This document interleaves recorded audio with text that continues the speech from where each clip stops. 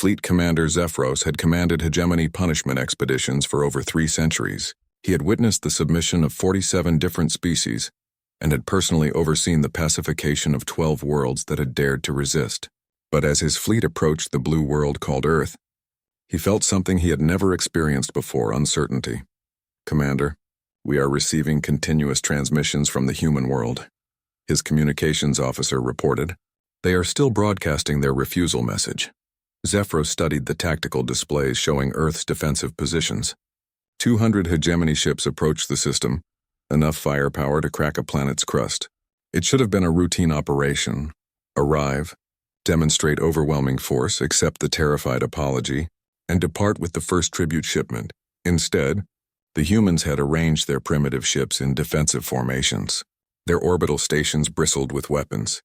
Energy signatures indicated powered shields and active targeting systems. The humans were preparing for war. Analysis of human defenses. Zephyros asked his tactical officer. "Confused, sir.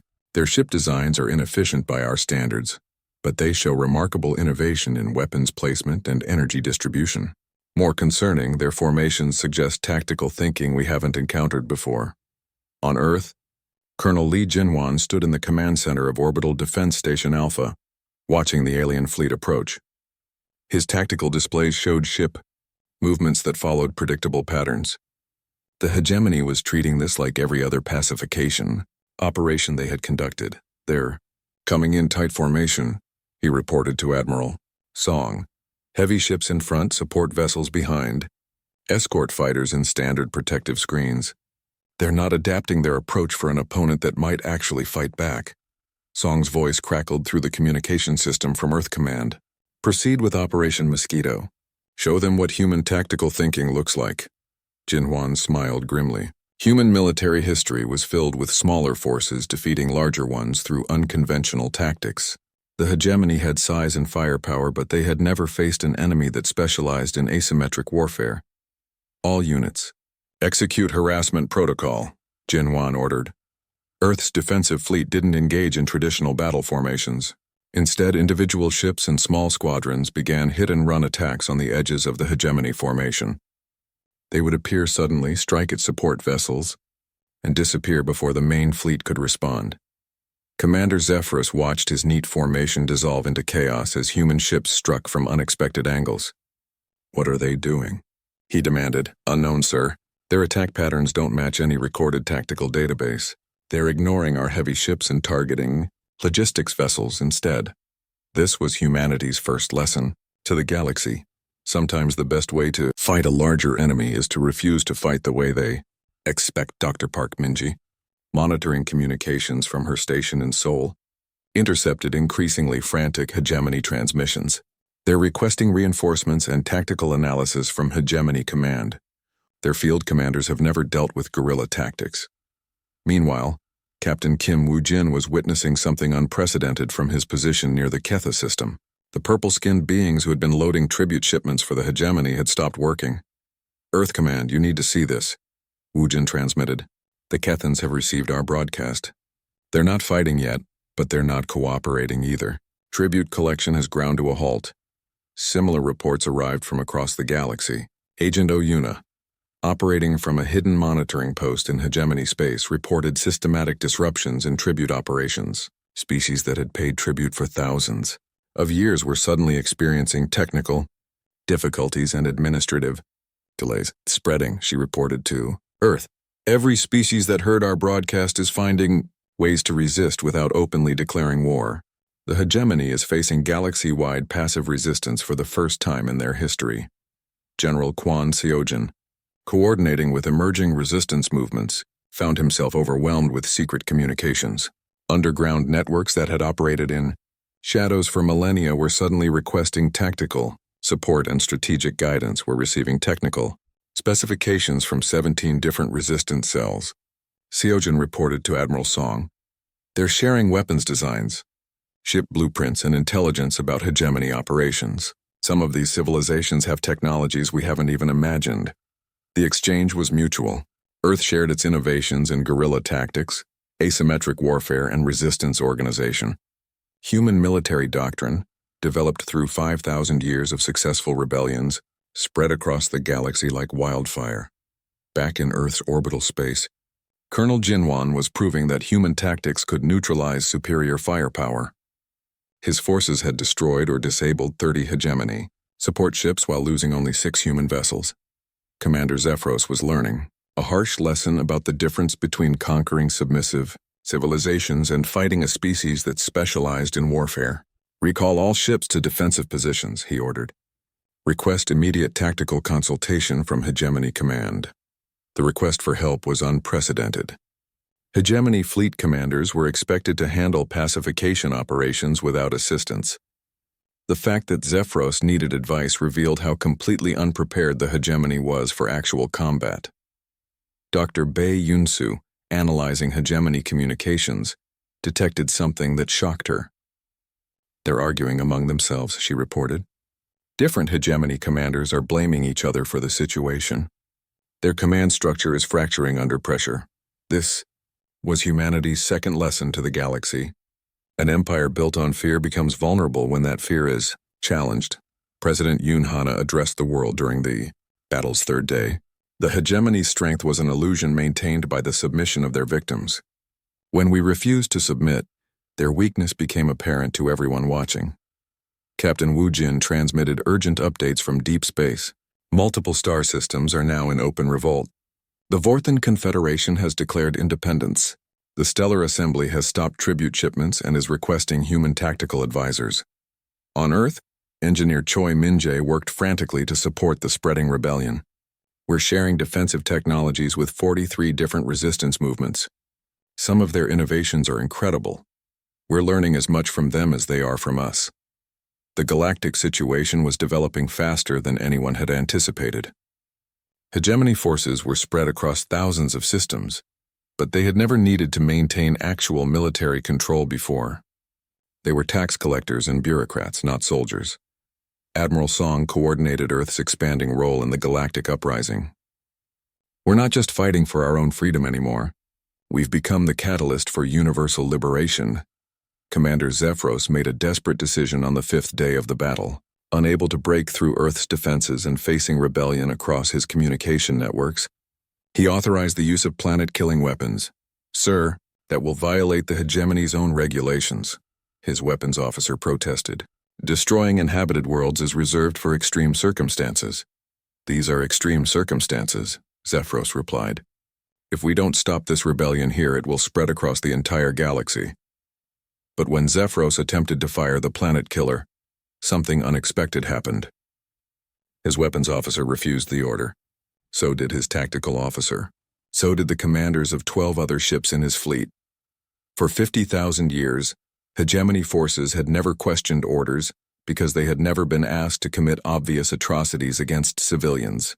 The sight of human families defending their homes from space had changed something fundamental in the alien mindset. Sir, we joined the Hegemony to maintain order and protect civilizations, the weapons officer said. Destroying an entire world because they said no to tribute demands is not protection. It's murder. The mutiny spread through Zephyros's fleet faster than his commanders could contain it. Ships began defecting, joining Earth's defensive forces or simply refusing to fight. Within hours, the Hegemony fleet was reduced to less than half its original strength. Dr. Shin Young-ho watched the developments with amazement. They're discovering the same thing we learned centuries ago. An authority that rules through fear loses all legitimacy the moment people stop being afraid. As news of the fleet mutiny spread across the galaxy, the trickle of resistance became a flood. Entire sectors declared independence. Tribute shipments stopped completely. Hegemony installations were captured or abandoned as their personnel joined the growing rebellion. President Yoon addressed the galaxy on the 7th day after Earth's initial response. We told you that we would not kneel. We told you that we would not submit. But we did not tell you the most important thing. You don't have to kneel either. The message was simple, but its impact was transformational. Across the galaxy, species that had forgotten the meaning of freedom were remembering that they had choices. The Hegemony's 50,000-year empire was collapsing not through military conquest, but through the simple realization that their authority depended entirely on voluntary submission. The global broadcast center in Seoul had been transformed into something unprecedented. Every major television network, radio station, and digital platform on Earth was connected to the facility. Satellite arrays pointed toward space, ready to transmit humanity's response across the galaxy, using the same communication method the hegemony had used to contact them. President Yoon Hana stood in the main control room, watching final preparations. Around her, technicians made last-minute adjustments while Dr. Kang Min-ho monitored the translation, systems that would broadcast their message in every known galactic language simultaneously. Translation, matrices are stable, Min-ho reported, will be broadcasting in 437 different languages, including the primary hegemony command language. Secretary Im Da-hee reviewed the final script one more time. After days of debate and revision, humanity's response had been reduced to its essential elements. No flowery diplomatic language, no complex negotiations, just a simple, clear statement that every being in the galaxy would understand. Signal strength is optimal, announced technician Ro Seungmin from his communication station. Every listening post in the galaxy will receive this transmission clearly. Admiral Song Kyung-soo entered the control room, still wearing his battle dress uniform. Project Defiance was fully activated now. Earth's entire defensive grid was online, hidden weapon systems were revealed, and resistance movements across the galaxy had been quietly contacted. Fleet positions confirmed, Song reported. If the hegemony responds with force, we're as ready as we can be. Dr. Bae Yun-soo looked up from her xenopsychology station. Hegemony communications are showing extreme confusion. They've detected our military preparations, but they can't understand why a species would prepare for war, instead of simply submitting. The irony wasn't lost on anyone in the room. The hegemony had conquered thousands of civilizations, but they had never encountered one that treated their demands as a declaration of war, rather than an unfortunate reality to be accepted. Captain Nam Tae-hyun, recently returned from coordinating Earth's orbital defenses, joined the group. Defensive positions are set. Every ship we have is in position. Every weapon system is armed and ready. President Yoon checked her watch. Transmission begins in 10 minutes. Is everyone ready? Around the room, heads nodded. This moment would either mark the beginning of humanity's final chapter, or the start of galactic liberation. There was no middle ground. Dr. Lee Soo-young monitored deep space sensors from her station. Multiple civilizations are preparing to intercept our broadcast. Resistance cells, government monitoring stations, even some hegemony installations are positioning to receive our signal. How many beings will hear this? President Yoon asked. Conservative estimate, 50 billion. Actual number? Probably 10 times that. Every major civilization in the galaxy is listening. The weight of that audience was staggering. 50 billion beings who had lived their entire lives under hegemony rule were about to hear something that hadn't been spoken in 50,000 years. A direct refusal of tribute demands. Commander Park. Ji-woo entered the broadcast chamber. He had volunteered to deliver humanity's response, and no one had objected. As a military officer, he represented Earth's readiness to back up their words with action. As a human being, he represented everyone who had ever refused to kneel to tyranny. Broadcasting in 30 seconds, Seungmin announced. Ji-woo stood before the cameras, looking directly into the lens. His uniform was perfectly pressed, his posture straight and confident. Behind him, holographic displays showed Earth from space, blue, green, and free. Transmission beginning, Seungmin said. The broadcast opened with standard diplomatic protocols. President Yoon appeared on screen first, speaking in formal tones that the hegemony would expect from a planetary leader responding to tribute demands. Her words were translated simultaneously into hundreds of languages and transmitted across the galaxy. This is President Yoon Hana of Earth, responding to the tribute demands of Orthac Prime and the galactic hegemony. We have carefully considered your requirements and the consequences of our decision. On monitoring stations across the galaxy, beings leaned forward to listen. This was the moment of submission they had all experienced or witnessed, the moment when a proud civilization acknowledged its place in the galactic order. We understand that you expect compliance with your demands for tribute. We understand that you believe resistance is futile. We understand that you have successfully collected tribute from every spacefaring civilization for 50,000 years. In the control room, Dr. Bae Yun-soo reported increasing alien communication traffic. Hegemony monitoring stations are analyzing our transmission. They're expecting the standard submission statement. President Yoon's image faded from the screen, replaced by Commander Park Ji-woo. The change was deliberate, from civilian leader to military commander. The symbolic meaning would be clear to every civilization watching. Ji-woo looked directly into the camera, his expression calm but determined. Around the galaxy, resistance leaders held their breath. This was the moment that would determine whether hope was still possible. "We have considered your demands," Ji-woo said, his voice carrying clearly across the transmission. "We have analyzed your threats. We have studied your history of conquest and submission." He paused, letting the words settle. In communication centers across the galaxy, translators worked frantically to ensure every species heard the message in their own language. "And we have reached our decision." The pause stretched longer this time. On Earth, 6 billion humans watched their representative prepare to speak words that would echo across the galaxy. In hidden bunkers on enslaved worlds, resistance fighters waited to hear whether humanity would join their ranks or become another cautionary tale. Ji-woo's voice was steady, clear, and utterly without compromise when he delivered humanity's response. No. The single word was transmitted simultaneously in 437 languages. Not "we refuse" or "we decline" or "we request negotiations." Just the simplest, most direct rejection possible. "No," he repeated, making sure there could be no misunderstanding. "We will not pay tribute. We will not surrender our technology. We will not give you our people. We will not kneel." The transmission continued for another 30 seconds, but those additional words were unnecessary. The galaxy had heard what it needed to hear. For the first time in 50,000 years, a civilization had looked at hegemony demands and responded with a simple, absolute refusal. Dr. Bae Yun-soo's station erupted with activity. Massive spike in galactic communications. Every monitoring station in hegemony space is transmitting emergency signals. Captain Woo Jin's voice crackled through from deep space. Confirmed reception across multiple systems. Resistance cells are acknowledging receipt of the transmission. Several are beginning to broadcast their own versions of the message. On the main display, status indicators showed the transmission's progress across the galaxy.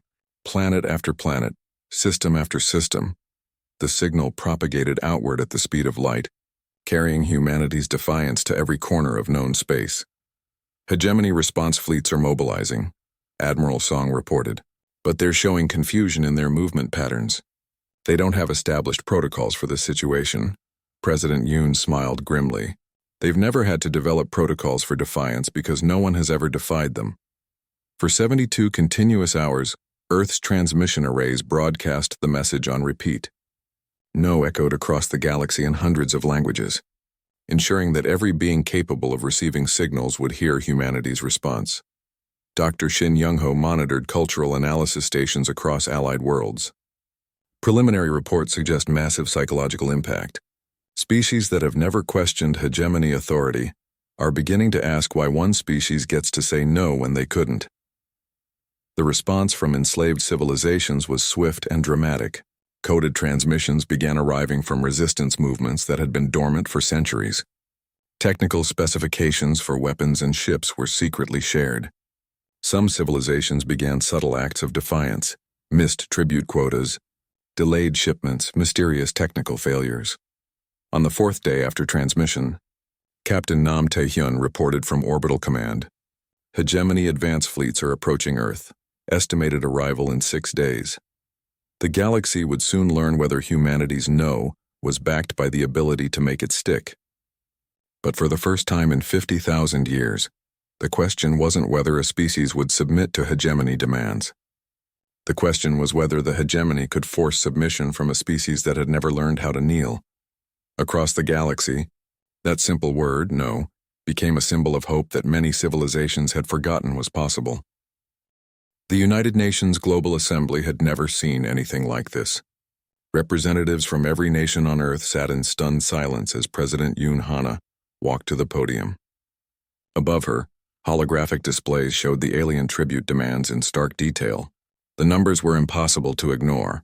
40% of everything humanity produced, their most advanced technologies, and 100,000 people.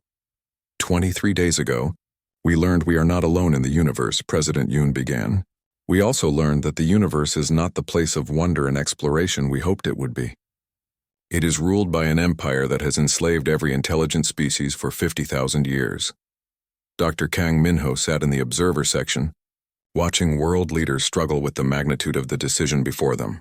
Behind him, Dr. Lee Soo-young quietly monitored incoming data from Captain Kim Woo-jin's continuing reconnaissance missions. We have 7 days remaining to provide our response, the president continued. But before we decide what that response will be, you need to understand what our investigation has revealed. Commander Park Ji-woo stepped forward and activated the presentation system. The first image showed the pattern of destroyed worlds that Soo-young had discovered. Every world the hegemony claims was destroyed by devourers had one thing in common. They refused to pay tribute. This is not protection. This is extortion backed by genocide. Murmurs rippled through the assembly. The representative from Brazil leaned forward in his chair. Are you saying these devourers don't exist? We're saying the hegemony is the devourer, Ji-woo replied. They destroy any civilization that refuses to submit. They've been doing it for 50,000 years. Admiral Song Kyung-soo took the podium next. His presence commanded respect. He had planned the successful defense of the Pacific Coalition and the liberation of the Arctic territories. Our technical analysis shows that hegemony technology, while advanced, is not invincible. They rely on overwhelming force and psychological intimidation rather than superior capabilities. Engineer Choi Min-jae's holographic avatar appeared beside Song. Broadcasting from his laboratory, Min-jae had worked without sleep for weeks analyzing every aspect of alien technology they could access. Their ships are large but inefficient, Min-jae explained. Their weapons are powerful but energy-intensive. Most importantly, their tactical thinking appears to be rigid and bureaucratic. They've won every conflict for 50,000 years, not because they're better fighters, but because no one has ever fought back. The French representative stood up.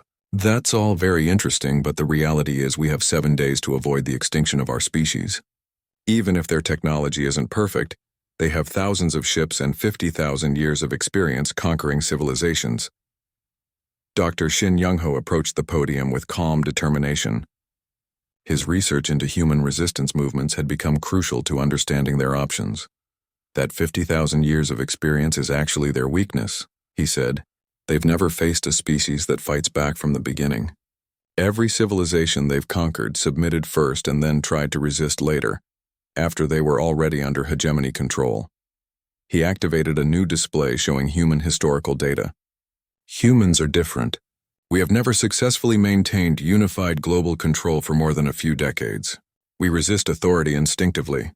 We have 5,000 years of successful rebellions against seemingly impossible odds. The American Revolution succeeded against the most powerful empire in the world. The resistance movements in World War II operated behind enemy lines against occupying forces. The independence movements in Africa and Asia overcame centuries of colonial control. We specialize in fighting enemies who think they can't lose. The assembly erupted in debate. Representatives argued in dozens of languages while their translators struggled to keep up. Some demanded immediate surrender to save human lives. Others called for immediate military preparation. The cacophony grew until President Yoon called for order. I understand the fear, she said. I understand the logical arguments for submission, but I also understand what submission means. She activated a new holographic display showing Captain Woo-jin's reconnaissance footage. The assembly watched in horrified silence as alien ships loaded thousands of purple-skinned beings onto transport vessels. Families were separated.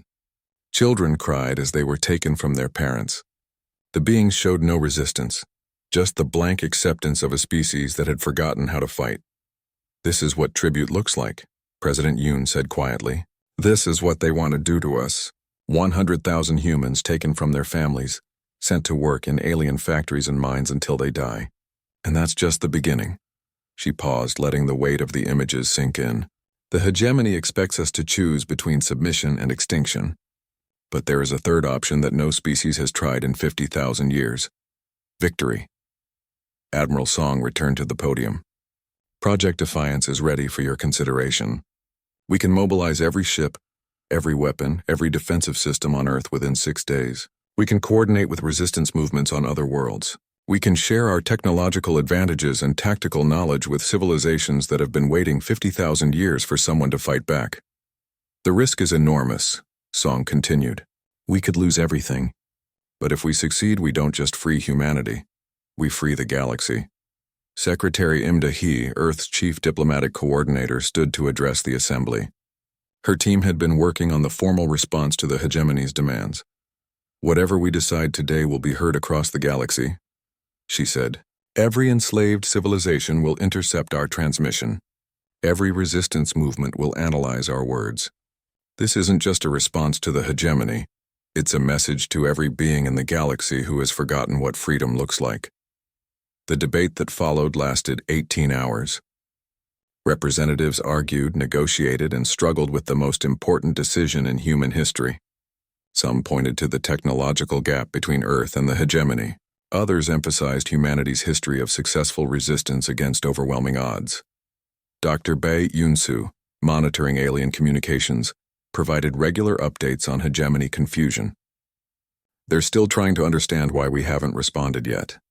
Their communications show increasing concern about our unprecedented behavior. As dawn broke over New Geneva, the final vote was called. President Yoon stood before the assembly one last time. You have heard all the evidence. You understand the risks and the possibilities. The question before us is simple. Do we kneel or do we fight? The vote was closer than many had expected, but the result was clear. By a margin of 58%, humanity chose to fight. The assembly hall erupted in both celebration and terror. Representatives who had voted for resistance embraced each other, while those who had voted for submission sat in stunned silence. Outside protesters on both sides of the debate filled the streets of every major city. Admiral Song immediately activated Project Defiance. Across Earth, hidden shipyards came online. Weapons systems that had been disguised as civilian infrastructure revealed their true purpose. The planet began transforming itself into a fortress.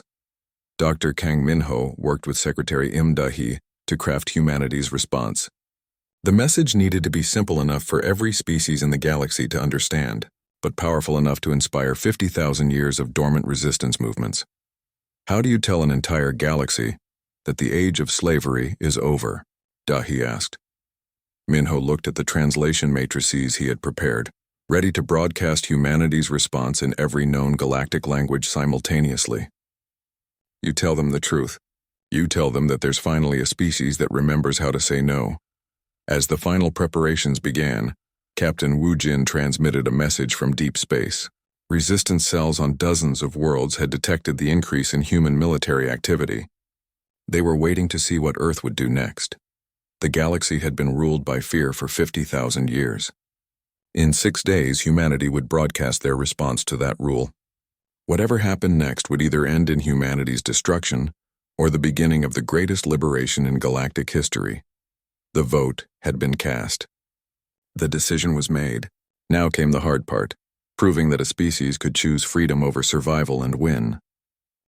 Dr. Lee Soo-young had not slept in 3 days. Her laboratory in the underground levels of the Seoul Research Complex buzzed with activity as teams of scientists worked around the clock. The holographic displays showed star charts, historical data, and fragments of alien communications that her quantum archaeology equipment had managed to intercept. There's something wrong with their timeline, she announced. To the assembled team, Dr. Kang, Minho looked up from his linguistic analysis station, where he had been trying to decode the deeper meanings behind Vorthak's words. What do you mean? Asked Commander Park Ji-woo, who had barely left the research facility since the alien transmission. Soo-young pointed to a massive star chart floating in the center of the room. Red dots marked worlds that had supposedly been destroyed by the mysterious devourers. Blue dots showed tribute-paying civilizations. Look at the pattern. Every single devourer attack happened to a world that had refused to pay tribute. Not one tribute-paying world has ever been attacked. Minho frowned as he studied the data. That could just mean the protection works. Or, Soo-young said, highlighting several star systems, it could mean the devourers are the hegemony's own forces. Look at this. The Zelthon system refused tribute 200 years ago. 3 months later, they were consumed by devourers. But our deep space telescopes show massive energy signatures consistent with orbital bombardment, not some mysterious consumption. Meanwhile, on the other side of the galaxy, Captain Kim Woojin was seeing the reality of hegemony rule with his own eyes. His stealth ship, the Defiant Spirit, had followed alien supply routes to observe tribute collection operations firsthand. Command, "You need to see this," Woojin transmitted through encrypted channels back to Earth. His ship's cameras focused on a blue-green world called Ketha Prime. Massive alien ships hung in orbit, while smaller vessels moved constantly between the surface and the fleet. The images Woojin transmitted showed lines of beings, creatures that looked almost human, except for their purple skin and 3 eyes being loaded onto transport ships. Their faces showed the same expression, hopeless resignation. These weren't willing workers. They were slaves. The tribute collection isn't just resources, Woojin reported. They're taking people. Families are being separated. Children are being loaded onto different ships than their parents. This isn't protection, it's harvesting. Back on Earth, engineer Choi Min-jae was making discoveries of his own. The alien communication that had brought Vorthak's message had left traces, energy patterns and technological signatures that he could analyze. What he found surprised him. Their technology isn't that advanced, he announced to President Yoon Hana during an emergency briefing at the Blue House. Don't get me wrong, they're ahead of us in some areas. But their energy systems are inefficient. Their materials science is actually behind ours in several key areas, and their computer systems are surprisingly primitive. President Yoon leaned forward in her chair. Around the table sat the leaders of every major nation on Earth, connected by holographic link. What does that mean for us? It means they're not the unstoppable force they pretend to be, Min-jae said. They rely on fear and overwhelming numbers, not superior technology. A single hegemony ship might be larger than anything we have, but it's not necessarily more advanced. Admiral Song Kyung-soo, Earth's top military strategist, studied the technical readouts. If their technology is vulnerable, then their fleets are vulnerable. The question is whether we can build enough ships fast enough to matter. There's something else, Dr. Shin Young-ho added from his sociological analysis station. I've been studying human history and comparing it to what we know about the civilizations that submitted to the hegemony. We're different. The president raised an eyebrow. How so? Every civilization the hegemony has conquered was unified under a single government or authority structure when they made first contact. The aliens are used to dealing with species that have central command structures. They make their demands to the leadership and the entire species complies. Young-ho brought up historical data on his screen, but humans have never had unified global leadership until very recently. We have 5,000 years of recorded history showing successful rebellions against authority. We've overthrown empires, kings, dictators, and oppressive systems repeatedly. It's what we do. More importantly, he continued, we've never had a successful rebellion that started with the leadership. Human resistance movements always begin with ordinary people who refuse to accept injustice. The hegemony doesn't understand that kind of resistance because they've never encountered it. Dr. Bae Yoon-soo, monitoring alien communication channels, looked up with excitement. I'm intercepting massive amounts of chatter between hegemony ships. They're confused about something.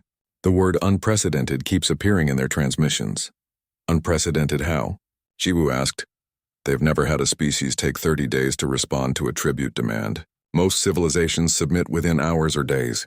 The fact that we're taking time to investigate and analyze their demands is apparently something they've never dealt with before.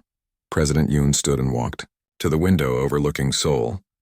The city bustled with normal activity. People going to work, children playing in parks, families living their lives. In 30 days, all of that could be gone. What about allies? She asked. Are there any civilizations that might support us? Captain Woojin's voice crackled through the communication system from deep space. I've detected several encrypted signals between tribute worlds.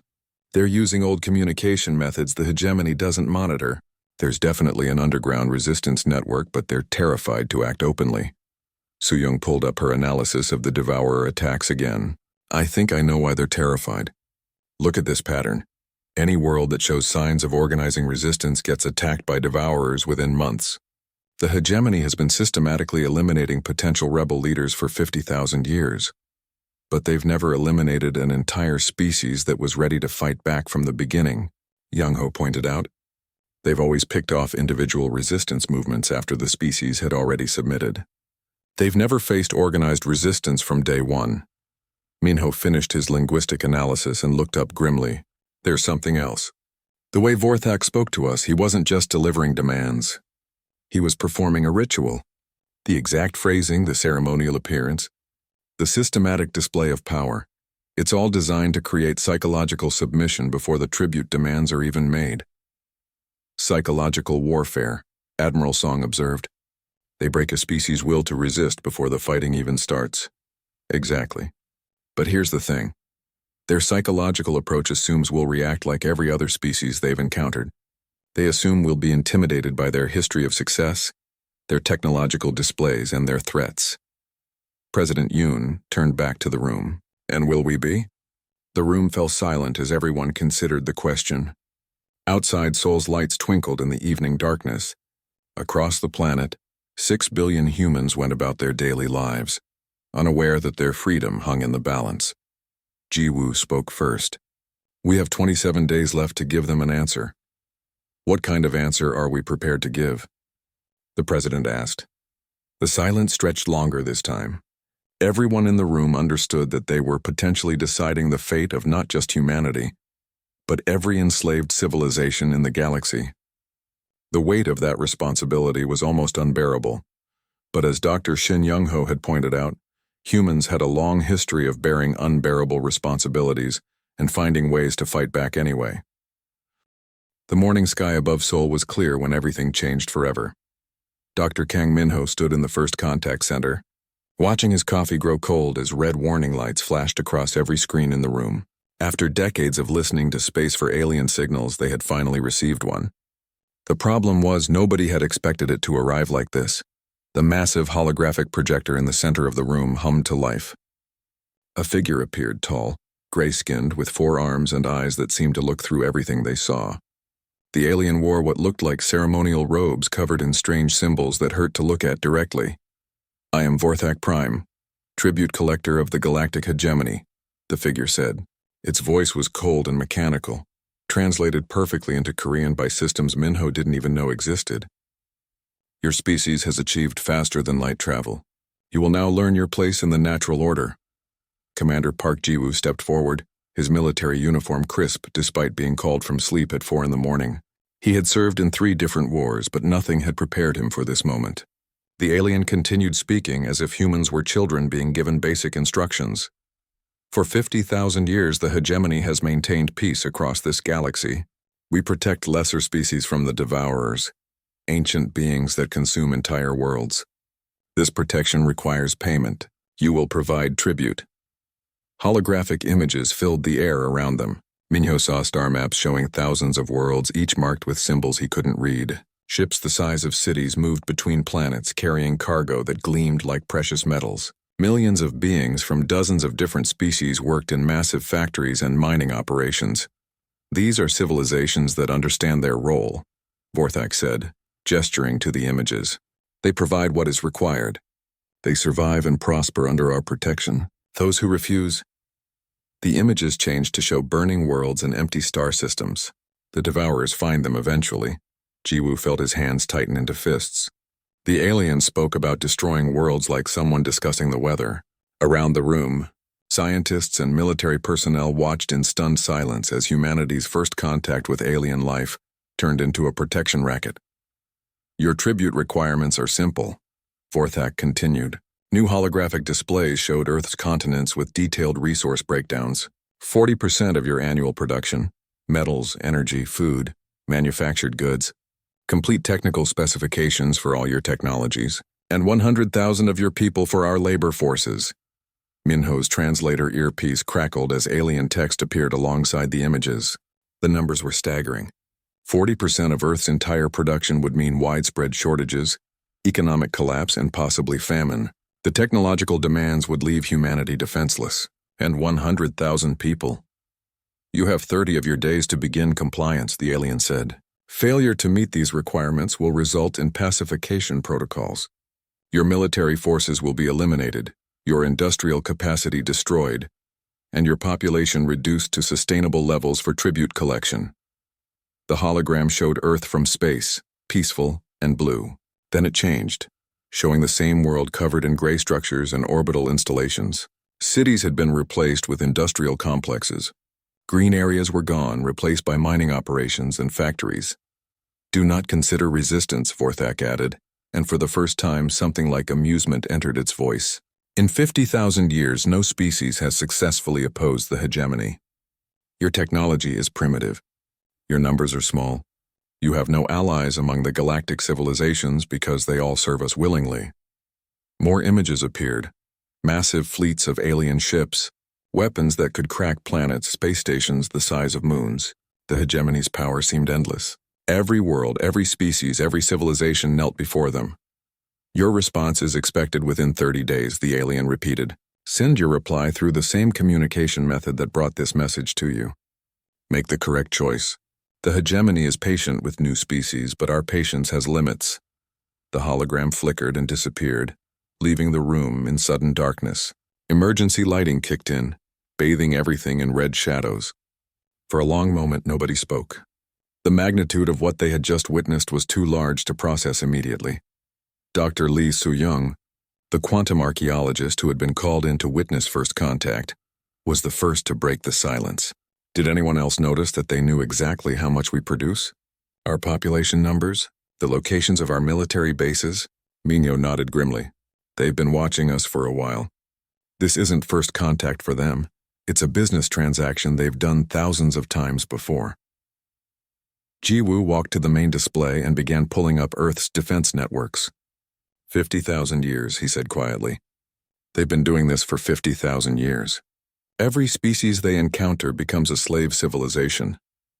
Not every species, Soo-young corrected, pointing to the images of destroyed worlds that were still frozen on one of the screens. Some choose to fight. They just don't survive it. The weight of the moment settled on everyone in the room.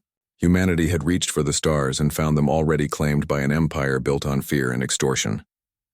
The choice before them was simple: submit to slavery or face extinction. Captain Kim Woo-jin, who had been quietly recording everything, looked up from his tablet. 30 days. They expect an answer in 30 days. What kind of answer can we give? Asked Dr. Bae Yun-so, the xenopsychologist who specialized in alien behavior patterns. They have 50,000 years of experience enslaving civilizations. We have 50 minutes of experience knowing they exist. Minho stared at the empty space where the hologram had been. Something about the alien's presentation bothered him beyond the obvious threat. The way Vorthak had spoken, the assumptions he had made, the casual dismissal of human capability. It all felt like a script the alien had performed countless times. We need to contact the president immediately, Jiwoo said, already reaching for the secure communication line. And every other world leader. This decision isn't just about Korea or even just about Earth. This is about whether humanity will exist as a free species or as livestock for an alien empire. As alarms continued to sound throughout the facility, Minho couldn't shake the feeling that something important was hidden in the alien's presentation. Vorthak had been too confident, too dismissive. In 50,000 years of tribute collection, had the hegemony ever encountered a species that said no and meant it? The next 30 days would determine whether humanity would join the ranks of enslaved civilizations or become something the galaxy had never seen before, a species willing to fight for its freedom against impossible odds.